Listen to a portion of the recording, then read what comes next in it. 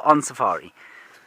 Now, this is a live highlights show, you may or may not know, and it is a look at the exciting things that happened in the field over the last 24 hours on yesterday's sunset safari and today's sunrise safari. It is entirely interactive. You can talk to us using the hashtag WildEarth. Alternatively, you can use the chat stream on the website or the app or the YouTube. You may use a carrier pigeon if you feel that that is the most appropriate way to get hold of us. Questions and comments are always welcome. Let us dive immediately into the highlights. Here we go. Kapow!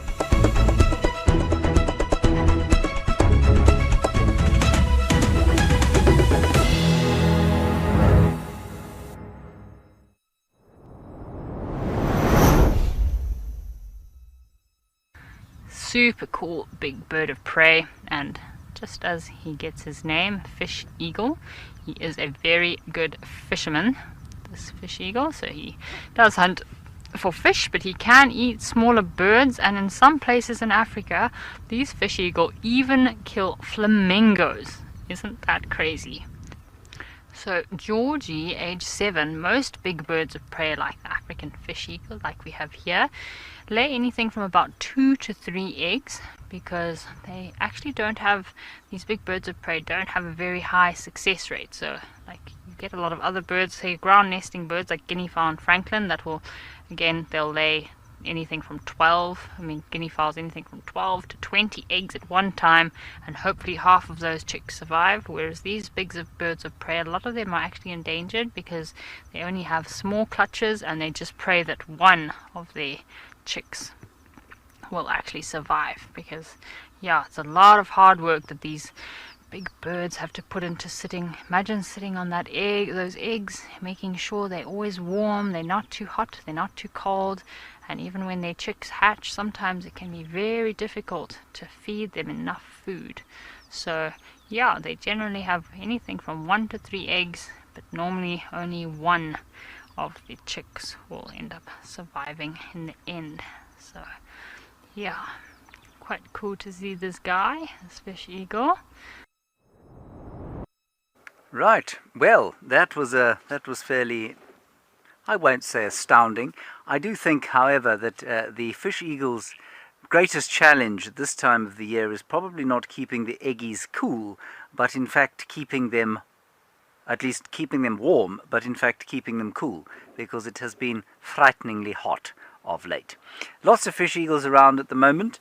You'll generally find them around any large water source, and as we've found out, they will eat not only fish but lots and lots of different things.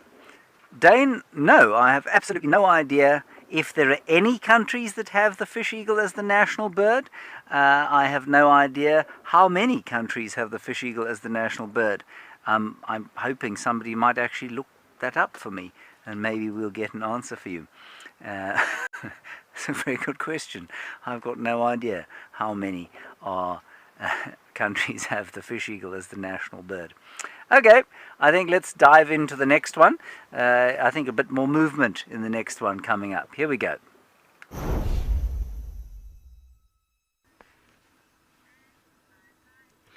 Check what we have found here. Oh, this is a super awesome sighting and a lifer for Cam, right?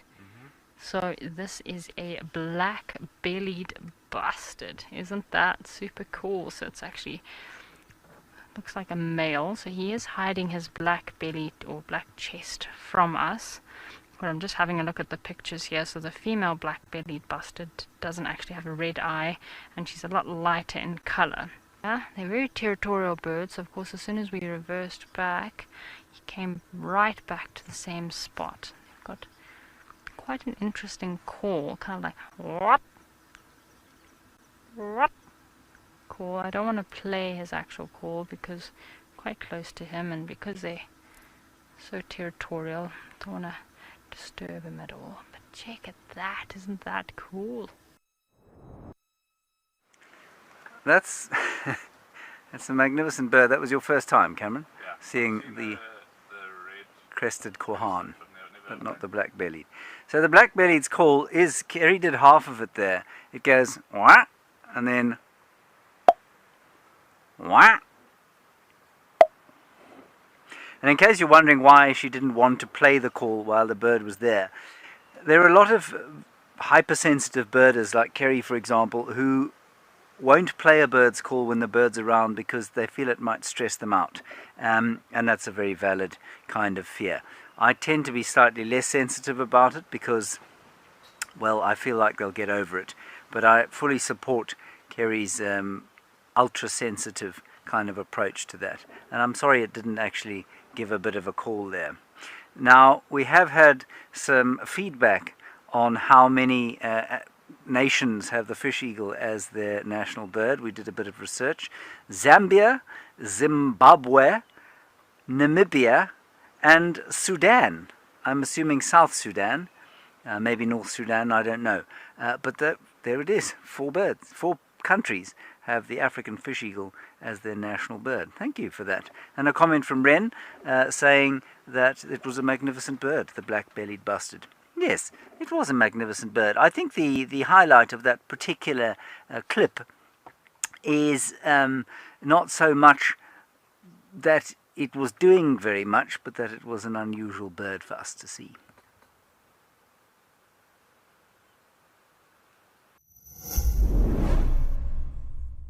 Good afternoon and welcome to Wild Earth's Bush Hub here in the Western Kruger. My name is James Henry, Gerrit is on camera, and over the next 30 minutes we're going to look at the highlights that took place in the field over the last 24 hours. We'll have a look at yesterday afternoon's sunset safari, this morning's sunrise safari, with an eye to planning this afternoon's activities in the field. This is OnSafari.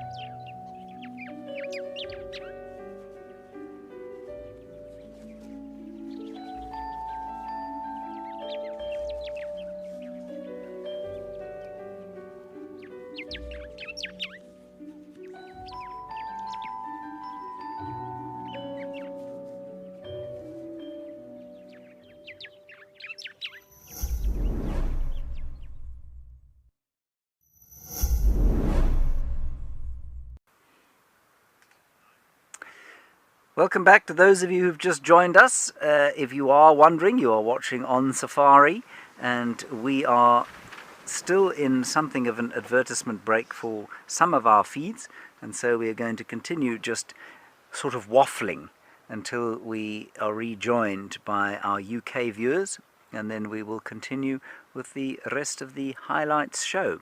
This particular thing that you're looking at here is a wonderful, I think, camera strap by Olive Creations, and we'll shortly be making some promos around those and telling you how you too can have your very own Olive Creations camera strap. Doesn't have to be a camera strap, it can be a binocular strap, You might attach it to a toddler that is recalcitrant and trying to run away.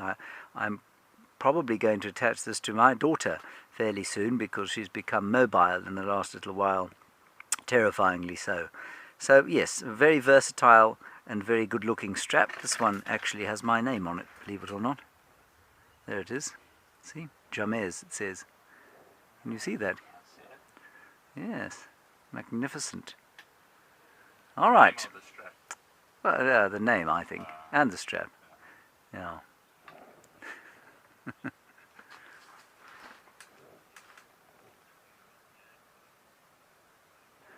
Right, welcome back, everybody who's just joined us from the United Kingdom. You've just rejoined us. We're now going to go across into the field, well, actually only about 45 meters that way, to where Kerry is preparing herself to head out into the wilderness as the thunder rolls from behind.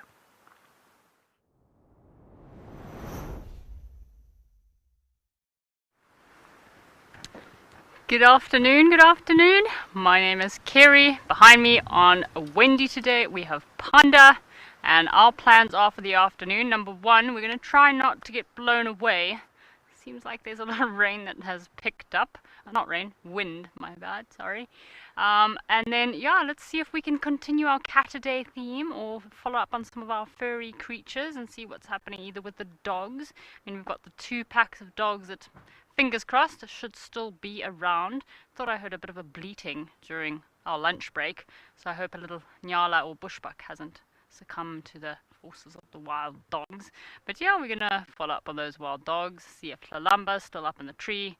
Although with this wind, I'm not too sure if Lalamba's still gonna be up in that tree. She might have been blown out of the tree by now. And that's our plan for today. Panda, how's your checks going? It's all good. Checks all good. We've had our snacks. Have you had your snacks, eh, Panda? Yeah, I also have a pear. Panda has a pear for the road. I have a packet of crisps. I've had this is my coffee for the road, but I've had my tea and rusks, which were delightful. Yesterday we didn't have any power, so I could not have my tea or rusks before drive or during drive, so it was a bit tight yesterday. We are testing out our new binoculars that we've just gotten, that have come through, so I've just given them a nice clean. They're doing pretty well so far, I must say. Really enjoying them. Panda and Cam have been helping me test them out, so yeah, let's see how these go out there today. And yeah, looking forward to the afternoon. It's cooled down quite a lot, so yeah, see you out there.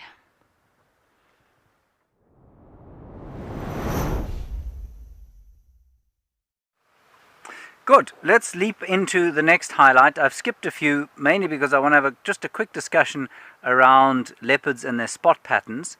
So, here we go. Here's the turn up for the books. Here's the leopard. Who is this leopard? I do not know. I've just bumped into it. Looks like Lalamba to me. So peaceful. You think about what a superb killing machine this animal is. To have such a peaceful scene here with her resting gently in the tree.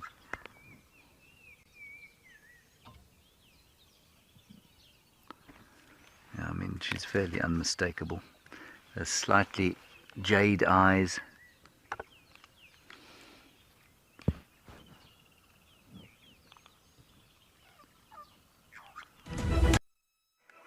Okay, what I'm going to do now is just quickly, we had some questions about spot patterns and about this cat. So the first thing I'm going to do is load a picture into this feed and then ask Luyanda to go across to it.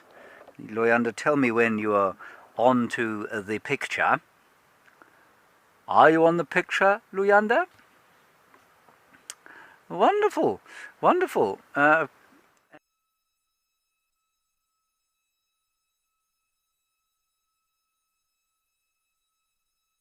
To me, I'm going to show you the spot pattern that I was talking about earlier today. Are we back on me, Luyanda?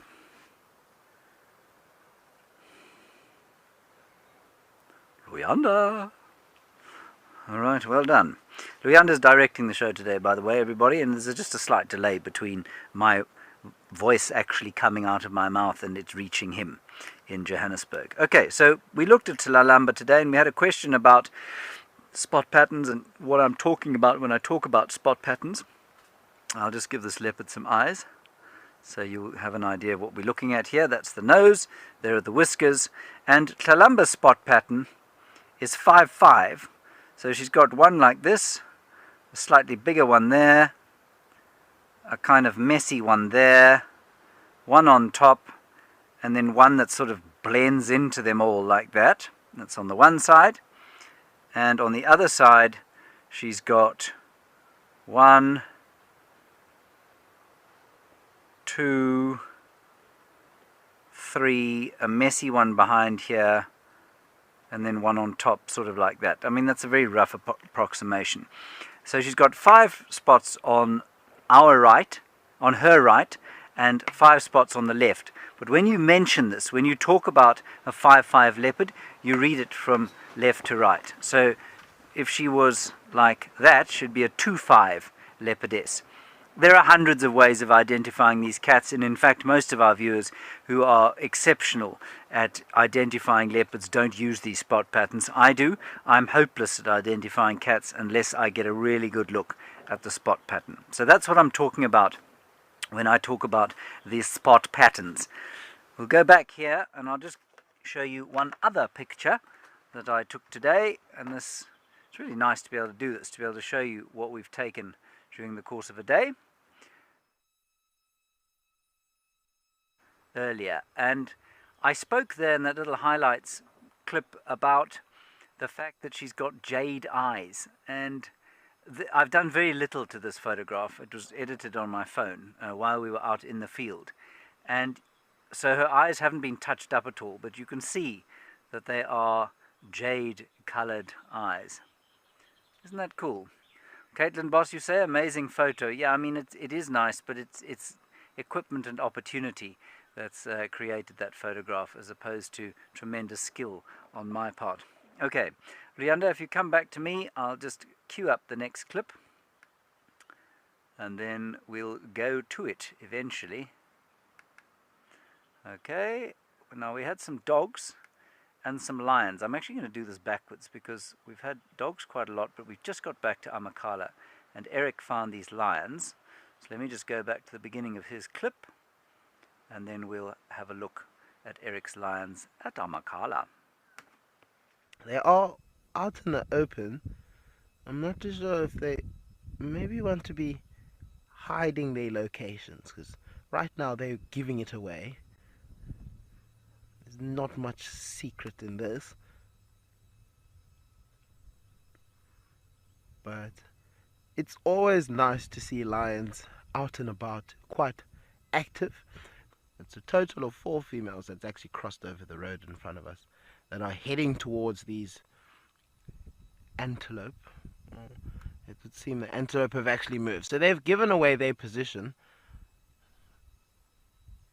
So that would maybe be suggesting that they might not be as interested to hunt as possibly just to find a place where they can get some shelter, as I imagine the wind is also bothering them quite substantially. Alright, we cue the big male lion to enter the frame. Look at this majestic boy.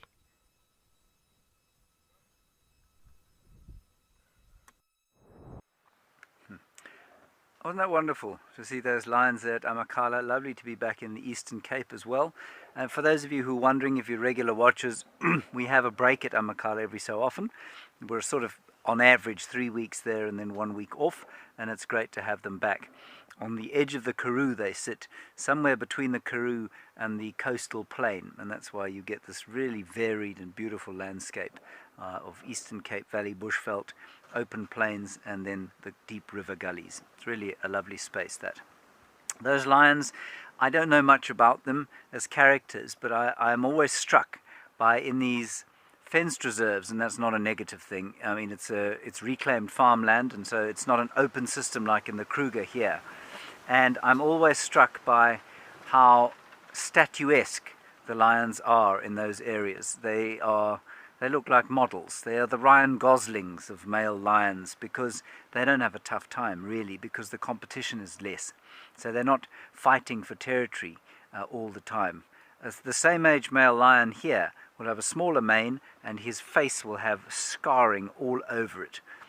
They have to fight quite a lot.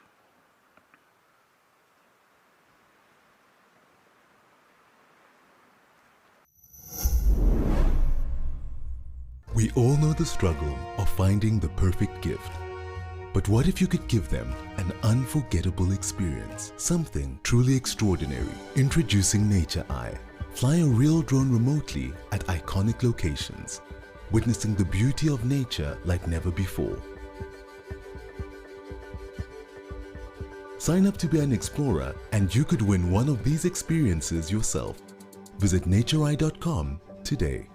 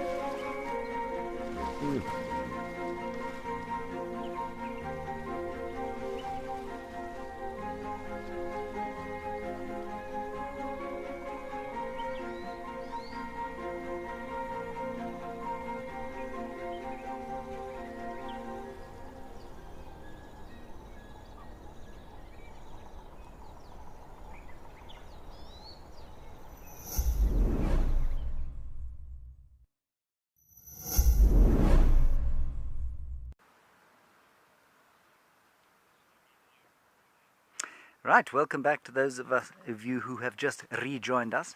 We do have 90 seconds before the United Kingdom joins us, and so I'm actually going to play one more of the highlights because we're not going to make it to the end of the highlights clip. And Teresa Berry, you want to see my socks? Well, we'll show them to you a little bit later, I think. Let's have another look at the... We'll have a look at the Wahlberg's Eagles highlight from yesterday, while we wait for the UK to join us. There we go. Wahlberg's Eagle, and I mean this is the most beautiful picture of a Wahlberg's Eagle. I don't know if it's our pale form from up top, because we're not near camp. But a better picture of a pale form Wahlberg's Eagle you will probably not get. Species number 1 for this segment. And you can hear the squirrel alarm calling in the background because of the Wahlberg's eagle. These are small eagles, they're not huge.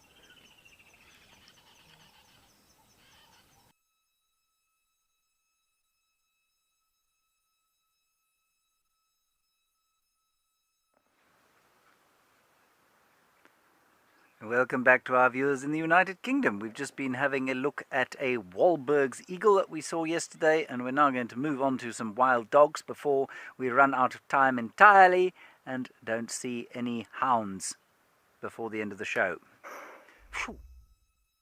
We got a report on some wild dogs that were seen at the dam cam, so thank you very much, Jared, for updating us on that one. So we quickly rushed from Biffelshoek. We were sitting with some elephants that were swimming in Biffelshoek Dam, and we quickly rushed across here and tried our best, and we managed to locate these dogs.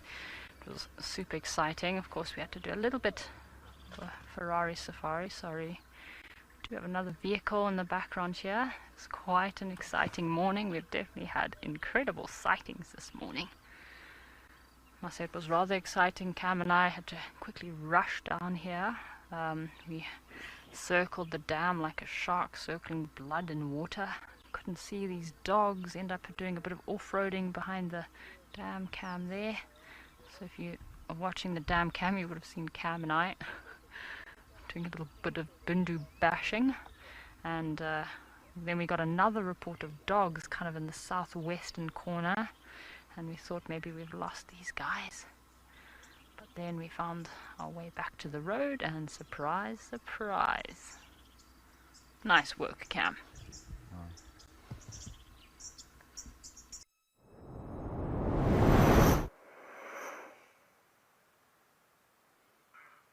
Wild morning of wild dogs, or painted wolf.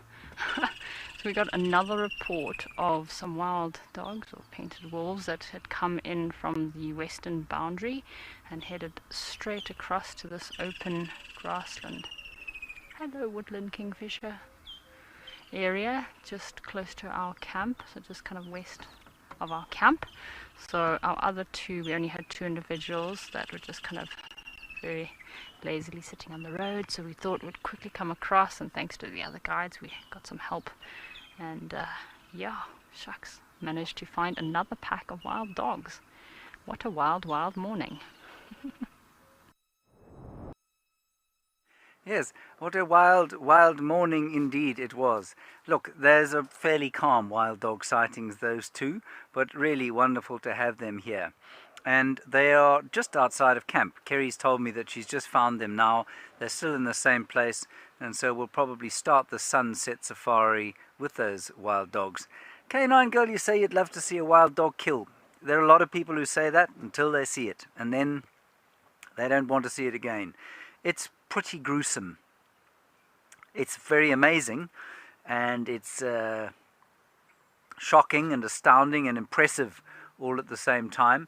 But I mean, you've got to have quite a strong stomach if you're going to get close to a wild dog kill, because to see them eviscerate a creature that was hitherto enjoying a peaceful existence is, well, I think it's quite tricky. And you know, we get slightly inured to it, but I think if you watch something like that and you're not affected by it in some way, there isn't a piece of you that goes, ugh, then I think maybe you might be a psychopath. Everyone I know, I don't know any psychopaths, everyone I know who sees a wild dog kill is amazed by it, but kind of, oh.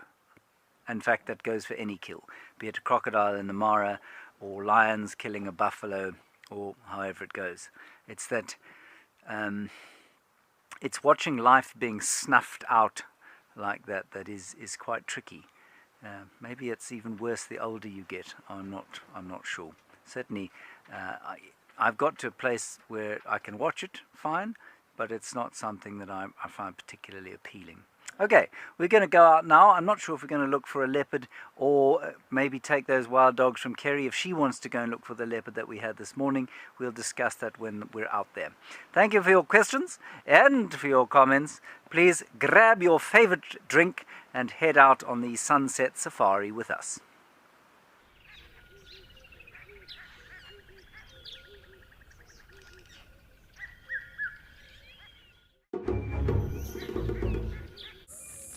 This program features live coverage of an African safari and may include animal kills and carcasses.